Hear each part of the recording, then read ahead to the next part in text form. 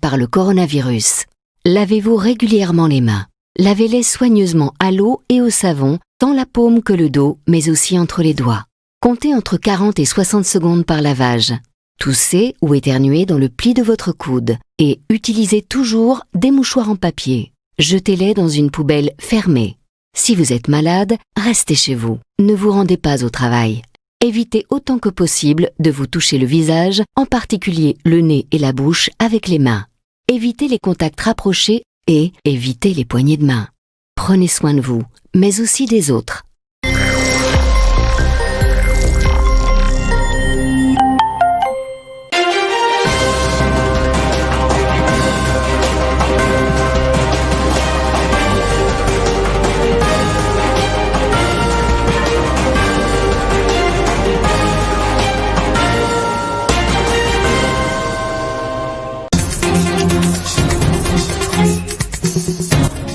Mois d'arriérés de salaire. Voilà ce qui met en colère les enseignants vacataires des écoles Gécamine du groupe Ouest.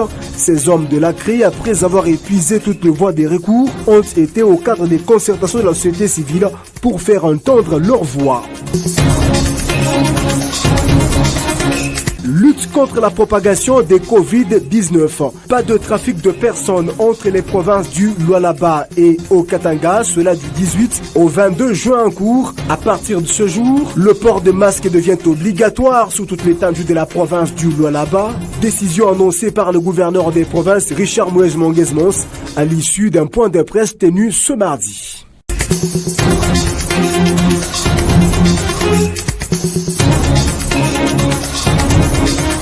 En Colosie, sur la route à Zilo, ces santé éprouvent d'énormes difficultés de fonctionnement. C'est notamment le manque de matériels adéquats, mais aussi le manque de produits pharmaceutiques. Difficile dans ces conditions de soigner le malade.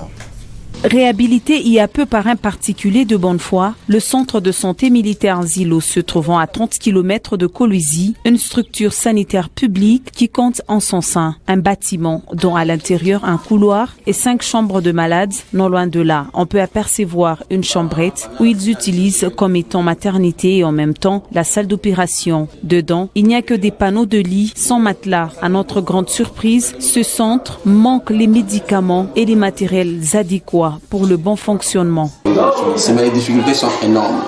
En commençant par les difficultés d'ordre logistique. Nous sommes vraiment en difficulté parce que nous manquons toujours des médicaments. Nous sommes en train d'utiliser les médicaments de fortune. Avec les moyens de bord qu'on a travaillé, le centre n'est pas équipé. Vous voyez, c'est à peine quelques matériels que nous avons. Nous sommes en train de nous efforcer pour au moins intervenir. Les infrastructures aussi. Nous manquons de lits. Nous manquons de matelas. La salle d'op n'existe même presque plus. Alors, les difficultés sont à tous les niveaux. Le dernier message que je peux lancer aux autorités, c'est un cri d'alarme, comme je venais de le dire, en faveur de la population d'Enzilo, qui est vraiment grande, et de tous les villages et villageois qui nous entourent et qui dépendent de ça, de ce centre-ci, qu'ils leur viennent en aide. Parce que nous sommes débordés, mais nous sommes en train de servir une population qui est vraiment démunie. Nous utilisons des fois nos petits moyens de bord pour intervenir et après, ils n'arrivent même pas à payer le peu qu'on leur demande parce qu'on demande vraiment peu.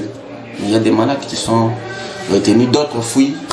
Parce qu'on ne peut pas retenir un malade ici pendant un mois ou pendant 2 semaines alors que nous n'avons pas une capacité d'accueil qui nous permet. Alors on les libère comme ça. Ce sont les difficultés auxquelles nous sommes en train d'être butés tous les jours alors que les autorités se souviennent de la population d'Enzilo. Au-delà de ce manque, s'ajoute celui du non-paiement de personnel soignant. Les urgences sont là. L'intervention du ministère en charge de la santé serait de bon augure. De la santé, nous allons parler éducation. À présent, nous le disions déjà au sommaire de ce journal, sans tambour battant, les enseignants vacataires des écoles Gécamine du groupe Ouest dans la province du Lualaba sont montés au créneau ce mardi. Ces hommes de la CRE ont déposé un mémorandum au bureau de la société civile cadre des concertations. Eh bien, dans ce document, ils réclament 2 mois d'arriérés de salaire auprès de leur employeur qui est la Gécamine. Ils demandent l'implication de la société civile dans cette démarche. Des affiches qui disent presque tout. Non à la sous-traitance car elle tue le système éducatif et elle n'existe pas dans la loi congolaise dans l'éducation. Sauvez les niveaux de l'enseignement au là-bas en payant les vacataires s'il vous plaît, déplore-t-il. Pendant la crise sanitaire, ces professionnels de la CRE du réseau Gécamine broient du noir. Ces enseignants vacataires ont totalisé 12 mois sans toucher leur dû. 8 mois d'arriérés avant l'état d'urgence proclamé par le président de la République Félix-Antoine Tshisekedi et 4 autres mois pendant l'état d'urgence. Essoufflés, ayant épuisé toutes les voies des recours, les mémos et l'expression de leur désarroi. Nous demandons la régularisation pure et simple de ce qui suit. 1. Avec la maison Pungwe, son ancien partenaire. 8 mois d'arriérés de salaire allant de janvier à août 2019, 72 sacs de farine de maïs, les reliquats issus de l'harmonisation du taux de dollars américain par la Gécamine, notamment novembre, décembre 2016 et janvier 2017. La régularisation des dossiers parcellaires d'une trentaine d'enseignants. 2.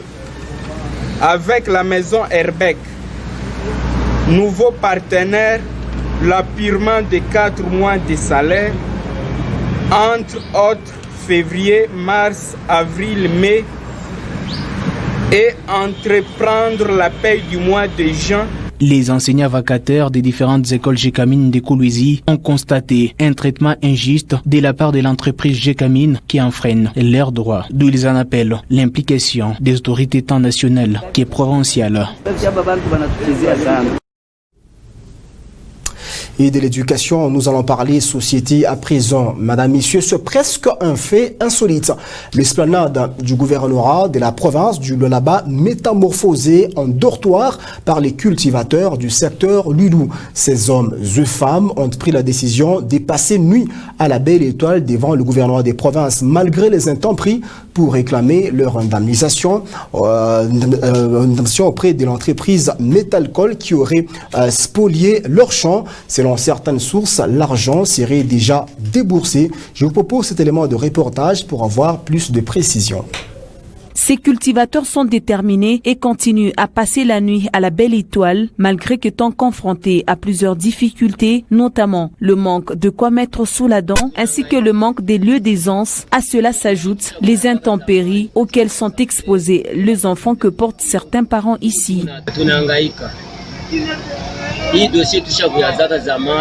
Nous souffrons.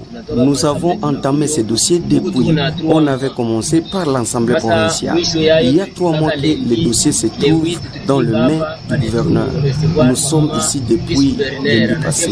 On a été reçus par le vice-gouverneur et nous a rassurés qu'ils vont nous répondre le samedi. Jusqu'à aujourd'hui, lundi, il n'y a pas une solution. Nous n'avons pas à manger, nous dormons dehors.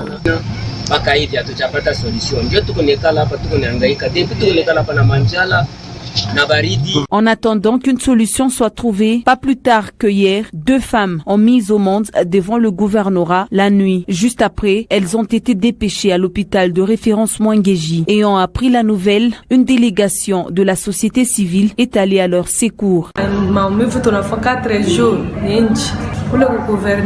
Nous avons passé 4 jours dehors et à minuit, elle a senti les douleurs de l'enfantement. Nous avons demandé aux agents commis à la garde du gouvernorat pour qu'ils nous viennent en aide en nous dotant d'un véhicule. Chose grave, ils ont refusé. Heureusement pour nous, la police a intervenu en amenant cette femme à l'hôpital. Et sur place, elle s'est présentée sans l'aide. Nous demandons l'aide des autorités. Signalons par ailleurs que c'est depuis le lundi 8 juin que ces cultivateurs ont élu domicile l'hôtel du gouvernement.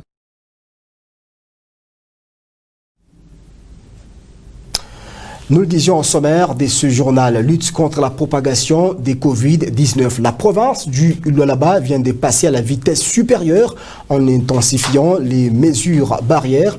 À partir déjà d'ici jeudi 18 juin, il est suspendu tout le trafic de personnes entre les provinces du Lualaba et le Haut-Katanga pour une durée de 5 jours.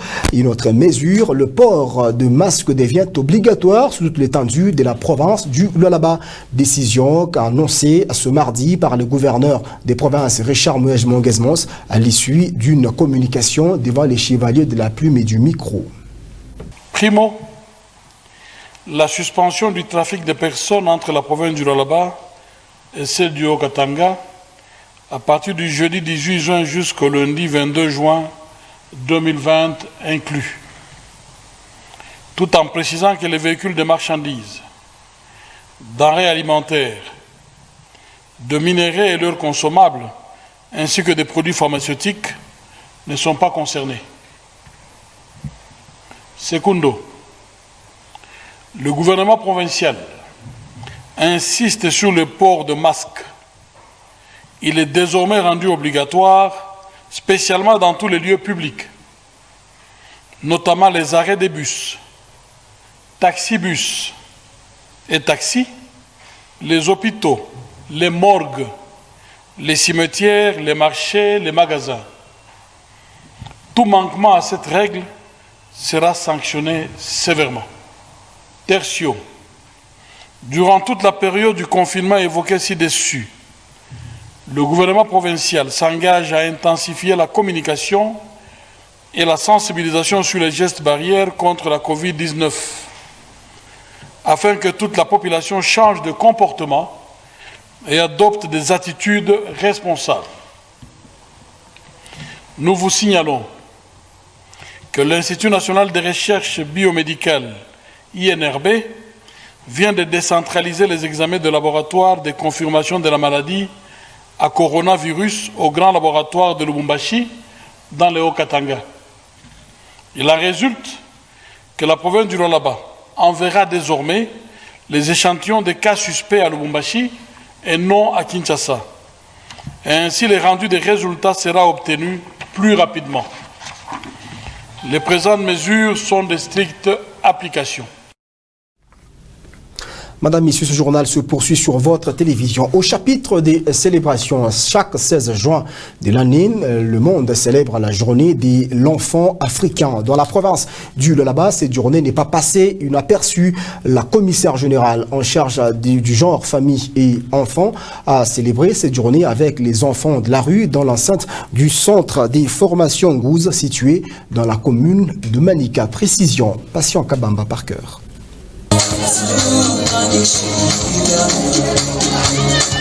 Pendant que le monde entier célèbre la journée de l'enfant africain, la commissaire générale du gouvernement en charge du genre famille et enfants Nathalie Ngando a choisi les cadres du centre professionnel Ngouze pour redonner les sourires aux enfants en quête d'affection. Autour d'elle, les enfants sans abri fixe, communément appelés Chégué et ceux venant des maisons d'accueil. L'ambiance était à son comble. Nathalie Ngando peut aussi chanter à l'honneur de ses enfants.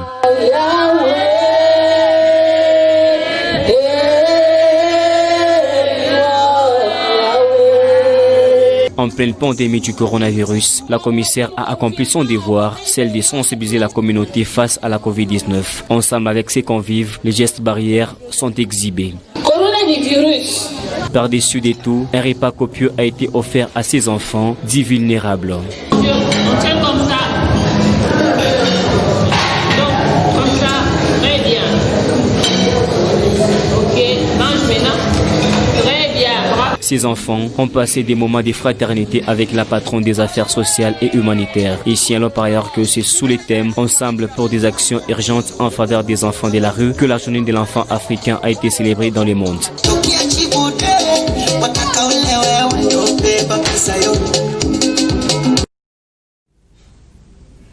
Journée internationale de l'enfant africain, nous en parlons encore dans ce journal. De son côté, la direction provinciale en charge de la communication et initiation à la nouvelle citoyenneté a réuni quelques enfants au complexe Ewabora. Objectif de cette rencontre, sensibiliser ce dernier sur la lutte contre la propagation des Covid-19. Raphaël Oblondi. C'est dans le respect des mesures barrières contre la Covid-19 que les enfants s'y sont réunis au terrain de basket du complexe Ewabora ce mardi 16 juin pour la célébration de la 30e édition des enfants africains. Masque et distanciation sociale, des mesures qui ont été bien respectées. À cette célébration, la société civile, le partenaire, la Fondation Morikita, le directeur provincial de développement et quelques invités de marque étaient présents. Prenant la parole, Sami Kayombo, directeur provincial de développement, a tenu à prodiguer quelques conseils à ses enfants s'ils veulent réussir dans la vie.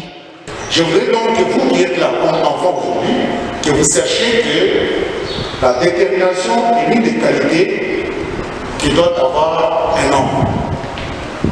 Si nous voulons que vous puissiez conduire comme il faut la province du Lualaba demain et la RDC demain, il faudra que vous soyez déterminés.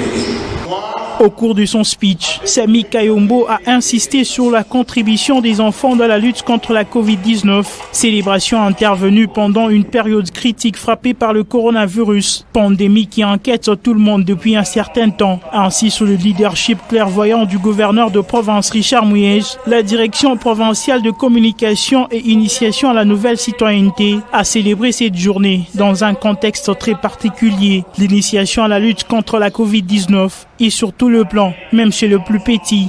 Nous sommes dans un contexte autre où tous ensemble, les enfants, les vieux et les décideurs devront réfléchir à pouvoir trouver des solutions, voir comment est-ce que les enfants pourront aussi donner leur énergie à cette équipe de riposte et développer des stratégies pour obtenir des partenariats d'ailleurs et même d'ici au niveau local pour qu'ensemble nous arrivions à trouver ces jurons-là où les enfants obtiendront cet enseignement de qualité après le coronavirus. Au cours de cette célébration, les enfants ont exhibé quelques pas de danse pour manifester leur joie de participer à cette journée.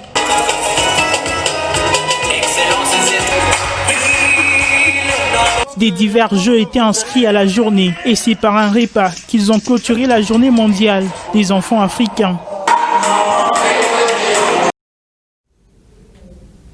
Créer un climat sain en combattant la salinisation du sol. Voilà donc l'objectif de la célébration chaque 17 juin de la journée mondiale de lutte contre la désertification et la sécheresse. En République démocratique du Congo, mais aussi dans la province du Lualaba, plusieurs stratégies sont mises en place afin de lutter contre la sécheresse, mais aussi la désertification. Les précisions et détails, c'est avec Gracia Oleko dans cet élément. Le plus gros problème de désertification est lié à la déforestation induisant le changement climatique local. En République démocratique du Congo, la campagne « Une parcelle, un arbre » lancée par le Fonds forestier national vise à sensibiliser les Congolais à planter chacun un arbre dans sa parcelle. Fort malheureusement, les populations locales n'ont pas vraiment été impliquées. Le monde entier compte sur la RDC qui a encore 60% de ses réserves naturelles. Mais la RDC est aussi victime de déboissement et aujourd'hui on assiste au réchauffement climatique. Vous savez, lorsque la masse n'est pas éduquée, la conséquence c'est celle à laquelle on est en train d'assister, donc le déboissement sans pitié, anarchique donc, de nos forêts. Nous avons prévu dans notre plan d'échanger avec les populations, la formation des populations, des différentes communautés qui exploitent la forêt ou nos forêts. Non seulement ça, il faut éduquer. L'éducation doit commencer à partir de la base. On était cette pandémie, on devait déjà commencer cette éducation de la masse pour la protection de la plantation d'un seul arbre dans sa parcelle.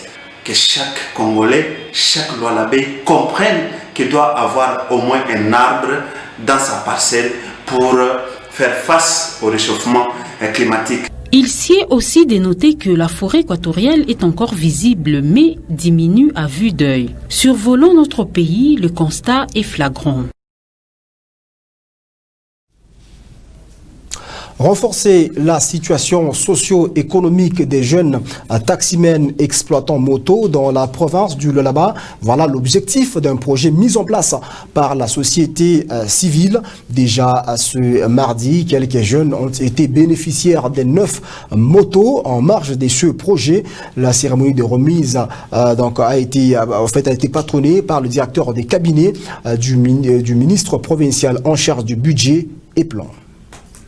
La province du Lualaba connaît actuellement un déferlement sans précédent des taxis-motos qui arpentent les artères des grandes agglomérations, presque toute la ville et territoire. Les motocyclistes ont facilité les transports dans les coins reculés de la province, mais ces derniers œuvrent toujours en solo. Dans cette salle, en présence des représentants des acteurs du secteur des transports et de la fiscalité, les projets de la société civile a été lancé à la grande satisfaction des motocyclistes qui ont reçu des motos. De notre province, d'avoir pensé à nous dans une incorporation d'une petite moyenne entreprise. Donc, nous sommes ravis de la part de notre gouverneur d'avoir pensé à nous. En retour, donc, on nous a dit de travailler une bonne paire de familles. Nous allons verser 20 000 à 15 000 par jour, comme on le fait. Donc je suis le responsable, la moto m'appartient, mais je vais commencer à verser chaque jour 15 à 20 000 francs par jour. Ces projets visent à mettre 4 000 motos dans la circulation et permettre aux motocyclistes d'avoir un esprit d'épargne. Ils ne verseront pas tout le temps. On va les suivre pendant une période juste de 8 mois. En fait, les motos vont leur appartenir. C'est comme ça que nous commençons. C'est le premier point du soutien socio-économique. Nous leur donnons ces motos. Donc, d'abord, soutenir le motard lui-même par rapport à l'éducation financière, par rapport à la micro-santé, qu'ils puissent qu'on voie une évolution dans leur chef. Mais de l'autre côté aussi, nous voulons la sécurité des usagers de taxi-moto, qui est de la sécurité par rapport au code de la route, que ces motards puissent bien se comporter dans la route. Les projets visent aussi à la création de plusieurs micro-entreprises de transport, permettant ainsi de résoudre les problèmes de chômage dans le milieu des jeunes et la création de la classe moyenne. Au Lualaba.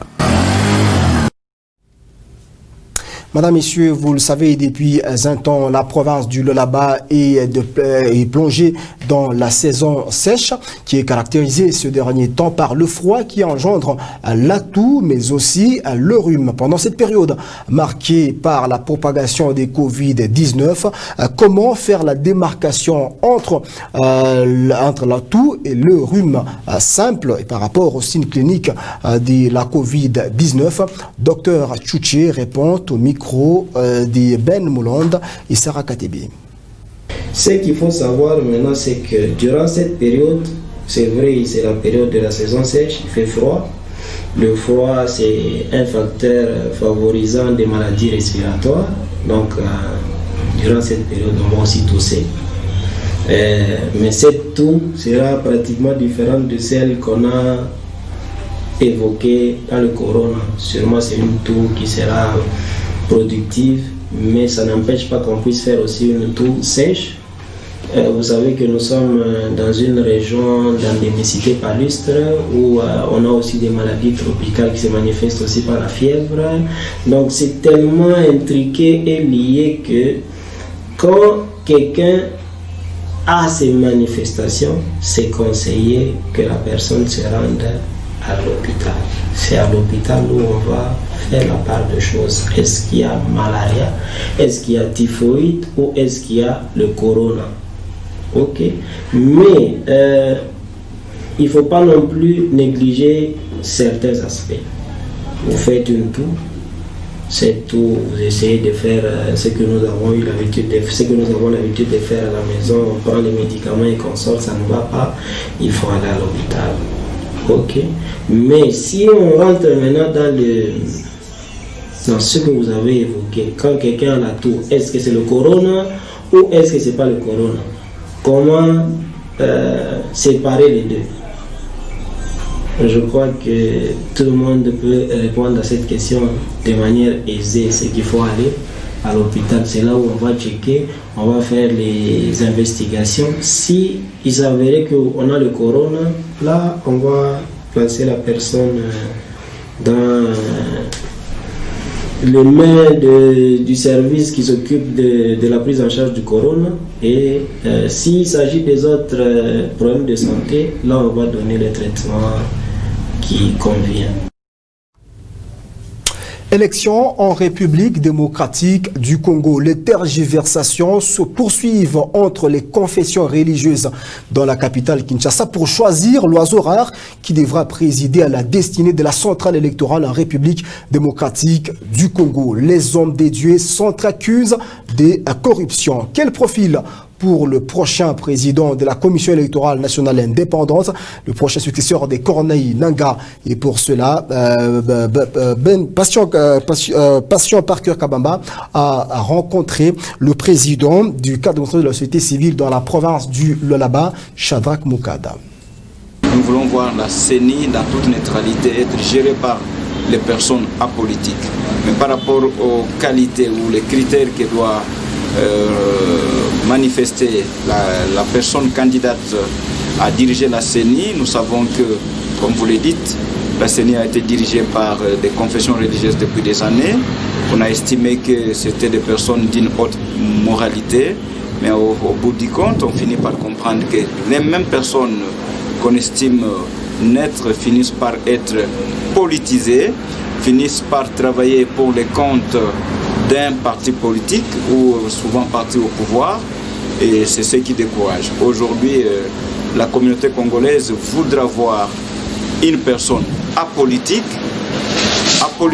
mais d'une haute probité morale, une personne qui ne doit pas être corruptible, une personne réellement patriotique, c'est-à-dire qui a l'amour de l'avenir du pays, parce que lorsqu'on organise des élections, on doit savoir qu'il y a des enjeux sérieux dans la promulgation des résultats. Et lesquels enjeux? Lorsque les résultats sont triqués, vous savez ce qui s'ensuit. Ce qui s'ensuit, souvent, ce sont des tractations, des conflits, des troubles, des guerres, et nous ne voulons pas connaître cela. Nous avons besoin de personnes responsables. Une personne qui vraiment comprend les conséquences de la décision qu'il doit prendre lorsqu'il faut programmer les résultats. D'où nous avons besoin d'avoir des personnes qui sont apolitiques, qui sont hors de la corruption, des personnes ayant une probité morale élevée et avérée auprès des Congolais qui doivent mettre leur confiance en cette personne.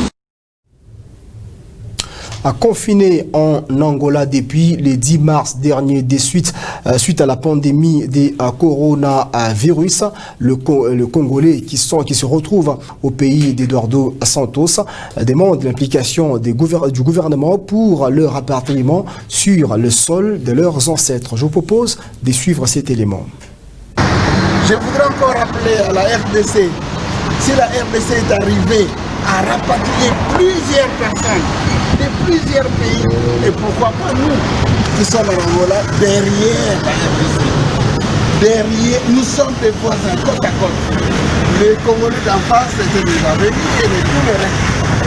Alors, nous demandons à vous de fixer un regard sur l'Angola pour que les Congolais de l'Angola puissent regagner la RDC.